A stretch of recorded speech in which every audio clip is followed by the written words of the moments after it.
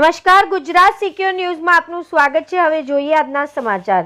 Railway મંત્રી Ashwini Vaishnaw Lothal national maritime heritage કોમ્પ્લેક્સની મુલાકાતે।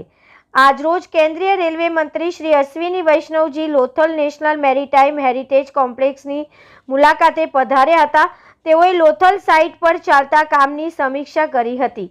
વધુમાં તેઓએ જણાવ્યું હતું કે આ પ્રોજેક્ટ ભારતના વારસાને આધુનિક ઇન્ફ્રાસ્ટ્રક્ચર સાથે જોડવાની સરકારની પ્રતિબદ્ધતા દર્શાવે છે।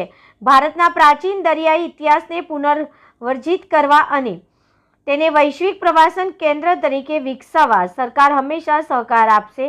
લોથલ ગુજરાત સિંધુ ખીણ સંસ્કૃતિનું મુખ્ય બંદર શહેર છે।